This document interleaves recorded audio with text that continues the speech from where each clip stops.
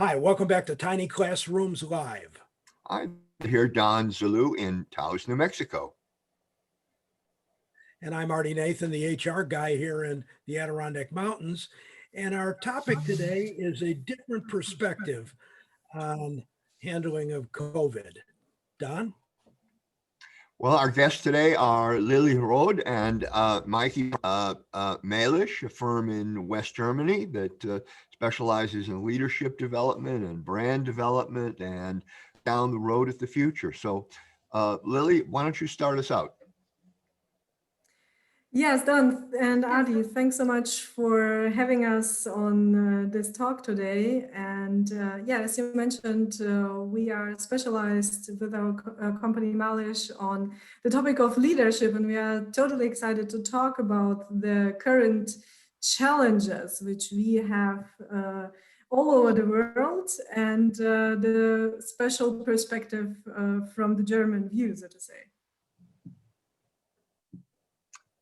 So, Maike? Do you want to go right in? Okay, so I'm Maike. I'm completing our tandem, MaLish, and we're based in Germany, in Frankfurt to be precise, but we've traveled all over the world, and so we have a huge experience, and we always love to chat and give you an international perspective. And traveling the world, we also realize that not too many are familiar with Germany. I know the two of you have been to Germany or know our culture fairly well, but it's great to talk here about the German perspective. So Germany is as international as any other country, so to say, in the world. We've kind of been resting on our laurels for a bit, meaning like Germany is where the car was developed. We were very first in the solar industry, but this has made quite complacent. So now realizing in 2020 that we're actually lacking a lot of innovation, especially in the digitization step. So this is probably the challenge number one in Germany, I would say. Lilli, what would you say? Yes, also talking about leadership challenges. So like remote leadership is currently the topic handled everywhere in the world. And a lot of our customers are also approaching us and asking for tips, and they say, well, ladies, you traveled all over the world. What are the ideas from the other countries? So how can we handle remote teams? How can we lead? How we can motivate our teams and still keep track? And so also talking to different companies and CEOs. So this is like a huge topic currently here in Germany, to really have the team on track and motivated. So Don and Artie, so how do you handle this in the US? So I think the US is much more advanced in remote leading, or? Not really. No. I think everybody around the world is fumbling with this remote work. It used to be that it was voluntary, it was a perk. People asked for it, but now because it's forced, people are really having to deal with it and understand it. And I think the leaders are struggling between technology and keeping it, in touch with employees, and the employees themselves are curious as to what's next. They'd like to get back, but they don't know how. Yes, exactly. And this is like, but how to get there and what is needed. So I think what is needed is, of course, first of all, the right software so that everybody can be connected.